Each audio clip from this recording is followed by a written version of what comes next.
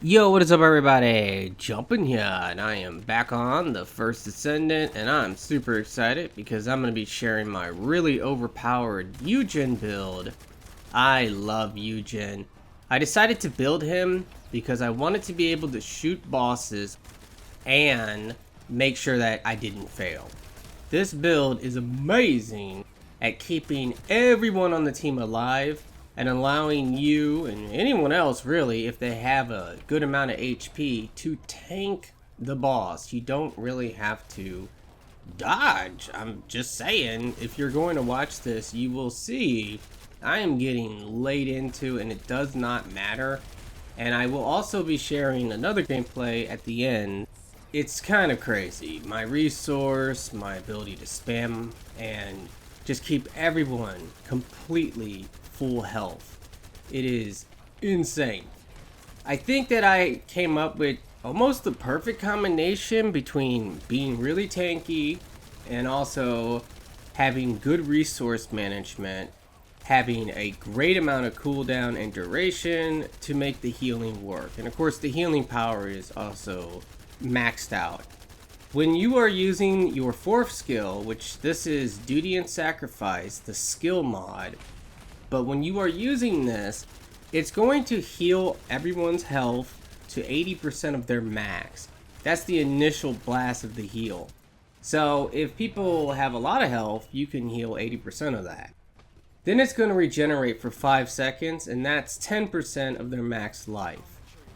Now, when it comes to Yujin, as long as you have the skill power to reach that cap of 10% and 80%, that's really all you need with a setup like this. If you're trying to increase your healing even further, you can get more skill power, and that can help. But that's really only going to help on the other healing abilities and not this Duty and Sacrifice skill mod. So sometimes people actually start to get it, and when they do, it's kind of funny because they will join me standing in this ice barrier, and it is insane. Now I'm going to break down the build for you and tell you everything you're going to want to know. Alrighty, well I'm going to start with my mods, and the main thing I'm going for here is I wanted my build to be extremely good and comfortable, because you can do other things, like for example, you can have 100% uptime on Duty and Sacrifice. Having this up 100% of the time is amazing, but I choose to leave a small gap there just to make the build feel better. And the way that I did that was selective recovery. I really like this. This is a 60% MP recovery modifier, and if you have a component, you can actually get this up to like 75%. The negative part is not a big deal. At least, I don't care about that. But overall, when I pick up any MP, or if I regenerate it outside of combat or in combat, I'm getting a lot more because I have so much MP recovery modifier. And I think that for the bosses especially, you want that, because whenever you need a little MP, you just have to really get one, and you get a huge amount of MP, and you can cast your ultimate probably 3-4 times compared to maybe just once if you find some MP in a boss battle. Now outside of that, I wanted the build to be tanky, so we do have increased defense, and we have a lot of HP. The HP is important because our healing is based on max HP. We want as much as possible, and luckily, most people want a lot of HP. It scales so well that most people are going for that. So when you are encountering teams, I play with a lot of randoms. All the gameplay you're watching is with complete randoms. And when I go in, I know that most people are going to have health, and I'm going to be able to heal them and keep them alive and regenerate them as well. Now, I want a lot of cooldown because cooldown is amazing in this game. I have nimble fingers, MP conversion, and I have both the focus on cards because these give me cooldown as well. Passionate Sponsor is amazing. The moment I do Duty and Sacrifice, if I have a full team, I'm going to get 10 stacks of this instantly. And this gives me 75% firearm attack and it gives me skill power modifier of 75%. That affects my healing. That's amazing. Damage-wise, as long as you have a powerful DPS weapon for Yujin, he does really good gun damage. He is absolutely amazing. All of his skills are great, but I personally do not spam them because my build is more around using duty and sacrifice. But when it comes to your other skills, if you want to spam all the skills on Yujin, you do need some cost reduction. That would be my recommendation. If you are looking to spam everything, you probably want cost reduction. And also maybe still have the MP recovery modifier. But I choose to not spam all my skills and instead mainly spam my ultimate. The duration bonus, the reason we go for that is to try to get as much uptime as possible. So my uptime right now is I have a 9.6 second cooldown with a 7.1 second duration. So there's a small gap in between. If I was to get more cooldown or if I was to get more duration, I could absolutely get this to be 100% up all the time, and that would be amazing. If they have a decent amount of max life, like 20,000, that is a huge amount of healing. That also heals their shields as well. When it comes to the skill power part of this, you will see that it's skill power 100%. Now with my current setup, I'm going to show with my gear, I have 100%. And because of that, it hits that cap of 80%. And it also hits the cap of 10%. And that's basically the way that this healing works. And we don't have to worry about scaling our skill power even further, because some of the other healing, if you do scale it further, you can benefit more. But with my current setup, it's completely fine. So now, let's talk about the gear. I guess I'll show the weapon first. This is the Enduring Legacy. This thing's been buffed. It's amazing. So good. I grinded this. It took forever. And look at the rolls I got on that. It is beautiful. Now for the actual gun, my game is frozen. But for the actual gun, these are my mods. And I am using Mental Focus. There is another mod you can use for mobbing, and that would be Sharp Precise Shot, I believe the name is. That one is really good. But Mental Focus overall, you get so much damage with this. You want a lot of crit on this gun. You want crit damage.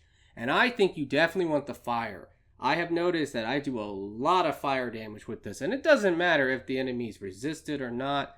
Lepics out there, they love when someone has this gun, and I am just laying into them. If I see a Lepic, I can debuff the boss by 10% using a skill, and then I can go ahead and just lay in to the boss with my Enduring Legacy, giving a further debuff to that Lepic. And Lepics just delete bosses when I am on the team. Now, let me go ahead and show you my reactor. It's a purple reactor. You could, if you really like the Enduring Legacy, the gun has amazing DPS. If you like that, you could go get an ultimate reactor. You definitely want non-attribute infusion, and I definitely think you want cooldown on the reactor. The more the better. The HP heal modifier, that can be replaced with skill duration if you can get one like that. But the HP heal modifier is pretty good for myself. It actually negates the negative that I get off of the one mod. So that's actually really nice. Now purple is really nice because if you go for a reactor like this, you can really use whatever weapon you want. For example, I have the Python here. The Python may be a very good gun on Yujin. I'm a healer and I can debuff enemies. So if I'm playing with certain builds, maybe I can use the Python and debuff the bosses with this. The Divine Punishment. This is a really interesting gun. The unique effect on Yujin is so perfect.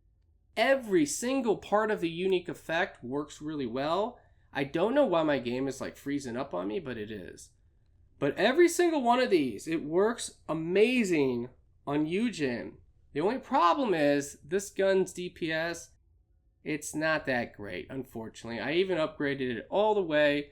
I'm mainly using this gun just to get ammo back if I need it. Same with the Python, I have the other one on, this one. But if I need ammo, I can always get it just because I have those mods in.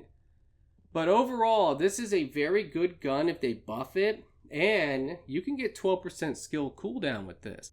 Meaning that you can actually hit the cap of 90%. If you hit the cap of 90% with Duty and Sacrifice, it's going to lower the cooldown to 5 seconds. And at that point, you can just spam it like crazy. And you would need cost reduction probably, but it is something that only can kind of be achieved with the Divine Punishment. You can get 85% cooldown, and I'll show you how to do that. Let me actually take a look at my cooldown. I'm at 80% just to show you this. Now, if you want to get 85%, you can use a set bonus. Now, this set bonus gives about 5% skill cooldown, and it is a perfect set bonus for Yujin. What I'm doing outside of the skill critical hit rate, everything else, the weak point damage, the crit chance, is really good for my build. The big problem with this is that I lose way too much health putting this on. My health right now is 21,000, and if I put that on, it's like 9,000. No way, I ain't doing that. I want to have a decent amount of defense, and I want to have a lot of health because your regeneration is all based on your health. So instead, I use different components. And I'm going for some really nice overall stats. I do like this defense. This could be max HP on the first part, but the second part, man, it's so good. The MP out of combat with my recovery modifier is kind of crazy. If I get out of combat, it just comes back instantly. The max health, definitely want that. This is another one. This one is so good. It's got the max health. It's got the MP recovery in combat. And maximum MP, we definitely want that. On this component, I have health, and I have the MP recovery modifier, which is 14%. And I have a defense, which is a gold one, so it's almost 4,000. And then finally, for my processor, and I am going for the 2-piece set bonus on this, just why not? Let's get the duration for the build, it makes a lot of sense. And we get HP off of this set, so that's really nice. But we have max shields, and we also have the shield recovery modifier. So, that is pretty much my Yujin. I absolutely love Yujin. He's a lot of fun. I didn't really talk about it, but every single one of his skills is really good. If you choose to use this, you can give yourself and another player a really good buff for skill damage and firearm attack. If you use this, this can heal everyone. It's kind of crazy. It also has an insane skill mod you can use, which I probably will make a build video about that, because that's kind of a separate build. That's a very good build that you can use with Yujin. But this is a debuff. It's 10%. You can throw it on a boss and everyone's going to do more damage. This is a really nice buff to give everyone 25% damage reduction. It also heals people. My build is focused on duty and sacrifice. I want to keep this up as much as possible, and I don't want to waste a lot of MP using my other skills just by spamming them.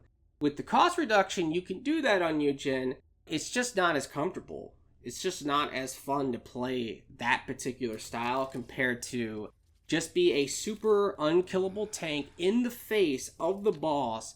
Now, you don't have to do that on the hardest bosses, obviously. But you can stand point blank on most of the bosses, unload on them, grapple on the moment that you need to, and debuff the boss, which helps everybody out. Yujin is amazing. Definitely one of my favorite classes, and he is my go-to when I'm doing bosses. If I want my team to win, I bring Yujin.